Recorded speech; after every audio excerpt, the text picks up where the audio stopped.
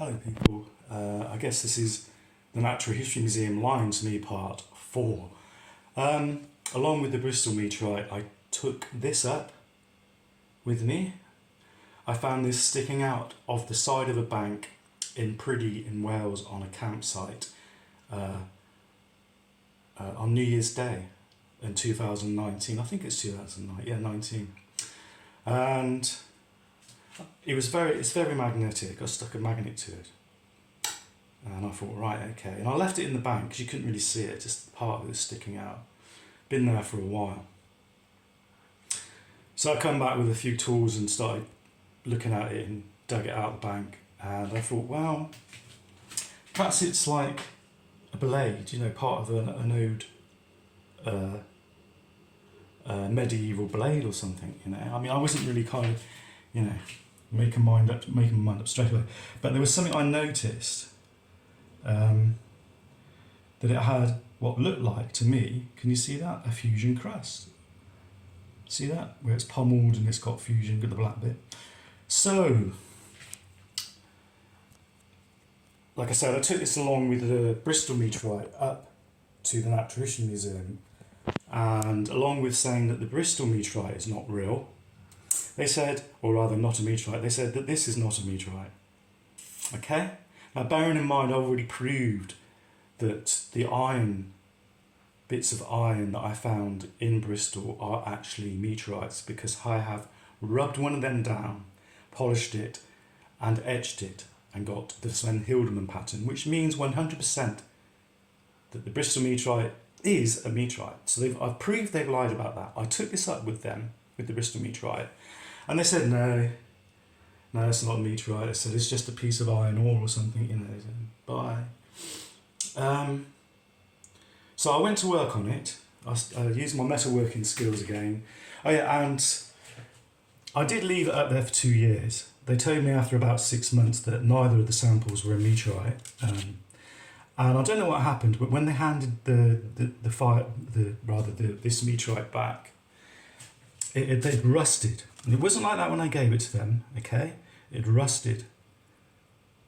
So I didn't know what to do. I thought, well, great, thanks. Not only are you lying, Natural History Museum, but you're actually damaged the sample that I gave you, So I thought, okay. So I cleaned all the rust off this side as best I could. To leave it as naturally as I could, but to treat the rust. And the other side, right, okay. I cleaned the rust off, I rubbed it down, I polished it and I etched it. And this is what I got. Now I couldn't understand why I couldn't get the Sven Hildeman pattern. See the fusion crust at the top? That's fusion crust. Excuse the rubbish bag in the background. That's the impact point.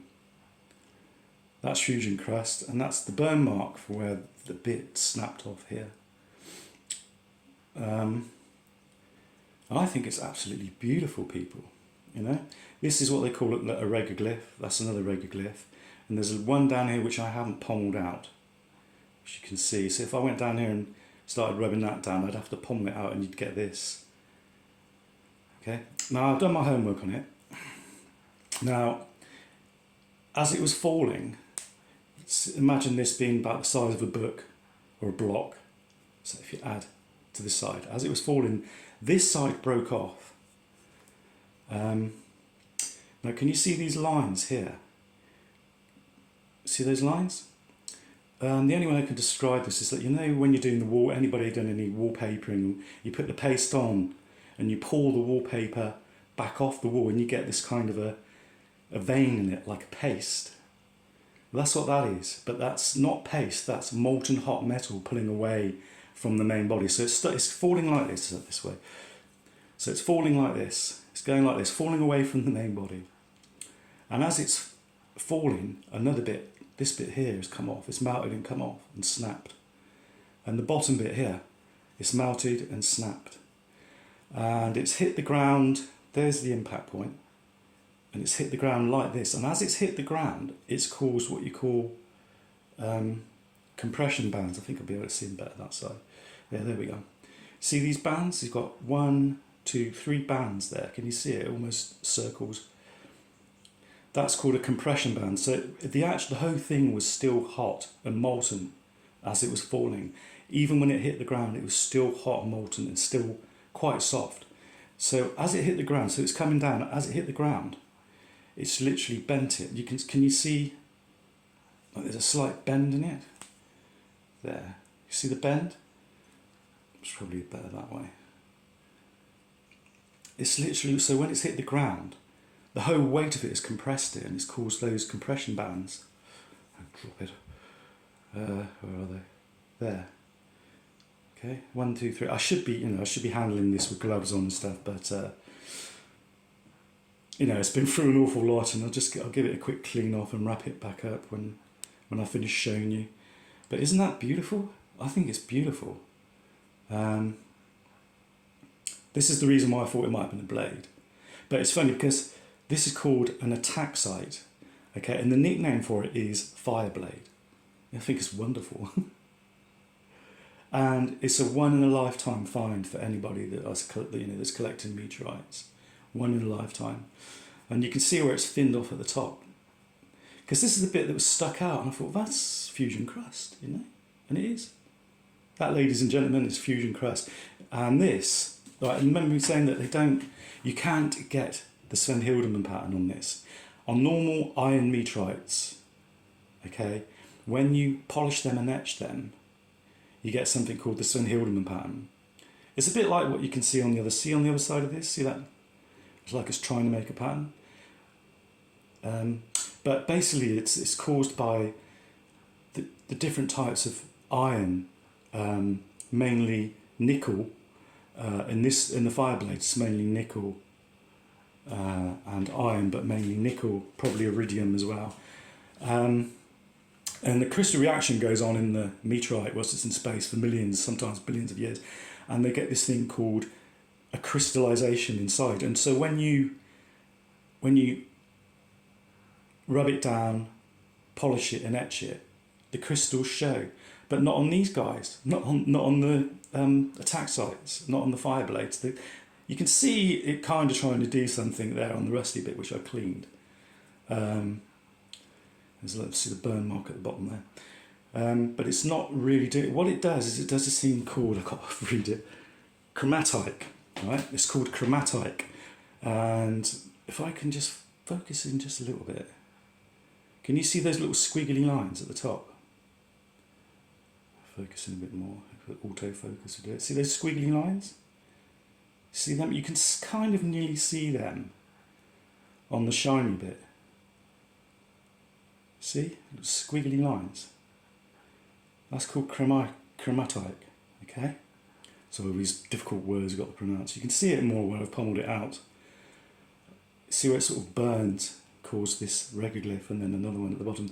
That's a regolith there. I left that one. I could clean that one out and you'd get the same as this, but I didn't want to do that. And I left, like I said, I left this regolith at the bottom there. And yeah, I think it's absolutely beautiful. Very heavy. It's 25.45 ounces in this little block.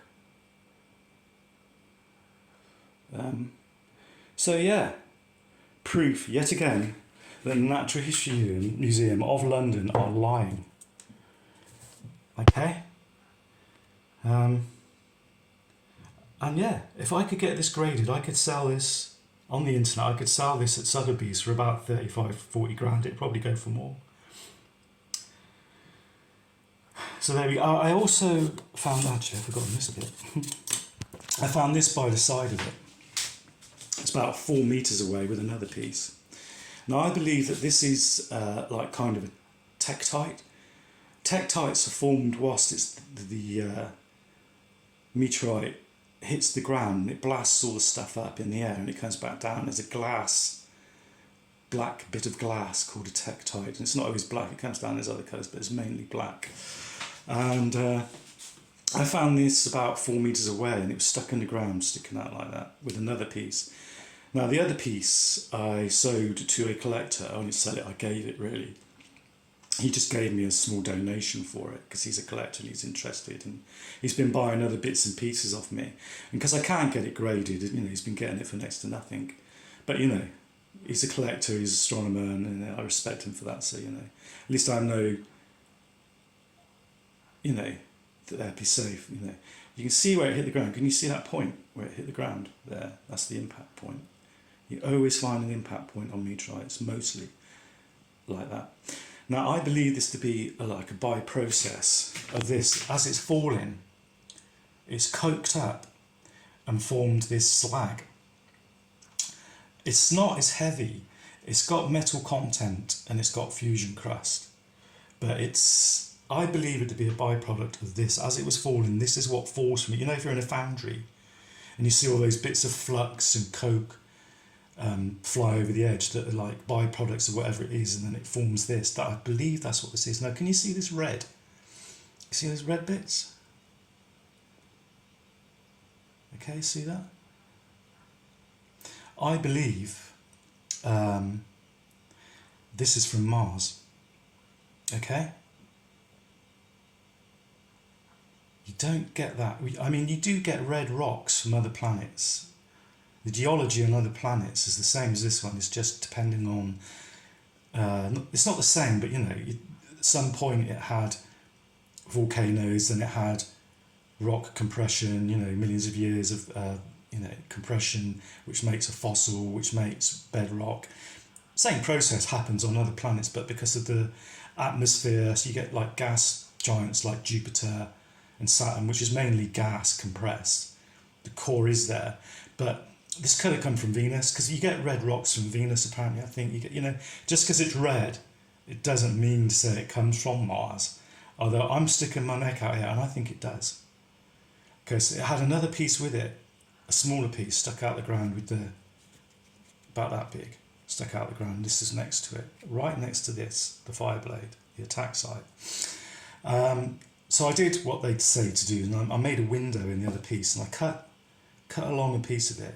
And no word of the lie, the dust that came out was red. I mean, like red dye. And I'm thinking, I've done my homework with this, people. I'm not just flippantly saying this, but I do believe that this is from Mars. And there is another thing, like I said in the beginning. This red has been filmed on Mars on rocks and meteorites. Okay? So at some point, what happened, something came along, big enough to hit Mars, make a crater, and then blast stuff off from Mars, other meteorites, and it gets knocked into our orbit on Earth, and it spins around the Earth thousands of years, sometimes less, and then it just falls. And here we are. I think it's amazing, people. I do. I think it's incredible. I mean, you go on the internet and you go anywhere on the internet and try and find a specimen like this. You've come close to finding other Fireblades, other attack sites with chromatite on them. But not from the UK. Okay. So I writ rather to the government. I'll put this in the video. I writ to the government. I said, look, I found some meteorites. I took them up to the Natural History Museum to be graded, and they seem to be lying. About 2 very valuable specimens which I took up, and they wrote me an email back saying that although blah blah blah, we can't get involved. Blah blah blah. Go to the Citizens Advisory Bureau. Nothing to do with us. I went, right, okay. I haven't gone to the Citizens Advice Bureau because I know that they're telling me just to see a solicitor or get legal aid, which is part of the road I'm going down soon. Because I have proof. This is credible proof. The Bristol meteorite, this and this is credible proof. This is absolutely 100% proof that it is a meteorite. This is an attack site, a Fireblade, worth a lot of money. This landed with it. I believe it's part of the process of the burning and it coming down. Like the waste from it, basically. And it's beautiful. Some of the crystals and stuff in there are really nice. I believe it to be Martian, people. which puts the price of it, you can put your own price on it, especially if it's Martian. And so nothing happened there. So I wrote an email to the chairman of the Natural History Museum. I can't remember, Sir someone or the other. I'll put this in the link. And he hasn't even bothered writing back. And this is the chairman of the Natural History Museum. Now, it's strange people. I keep writing emails to people and I keep getting doors slammed in my face by PhD served honorate astronomers. I sent, it's just sent someone to, as a paleontologist who collects fossil. He's been going since 1982. I won't mention his name. Brian is his first name. And he collects and sells meteorites as well. And he's got a big, he's got a big company. He sells, fossils, meteorites. And I sent him a picture of the Bristol meteorite with the Sven Hildeman pattern on it. All right?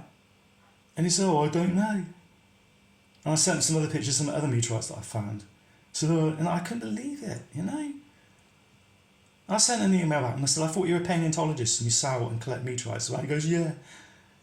And then he sent me another email that said, I just specialise in fossils. Yet he sells meteorites and he also sells tektites.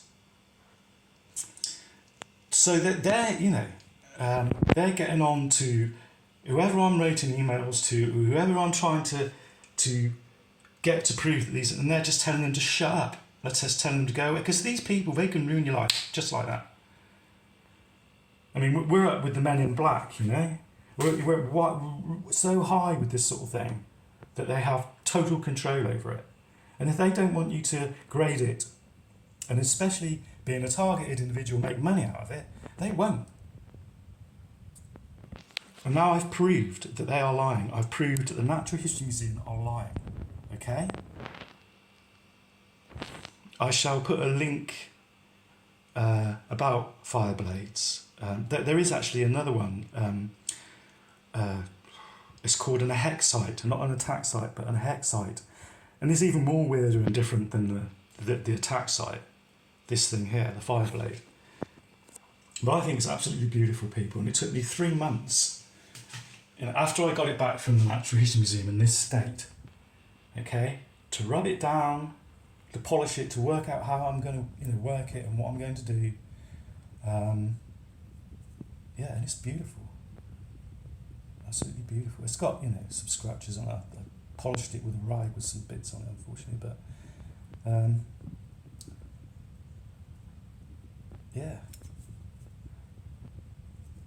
it's also got this acoustic, because it is a crystal basically, so you can actually hear it as well, and it's very heavy, very heavy. So there we go, people. So that's twice I've been lied to by a major public organisation. Okay? And I intend to get legal aid and get a solicitor on this, because I don't like being lied to. And nor with anybody else, You're stealing an absolute fortune off me, Natural History Museum and government. It wouldn't be because I'm a targeted individual, would it? Wouldn't have anything to do with that, would it? It must come from high up to get the Natural History Museum to lie, And from the evidence in hand, people, they're looking pretty stupid, I think. Okay, believe it or not, but I've got one more video to make of another find. And I sent pictures of this to the Natural History Museum. I didn't want to. And I sent it to the press office first, because this is quite a find. And heard nothing back. It's over nearly a week and I've heard nothing back. Right, cheers people. Keep fighting.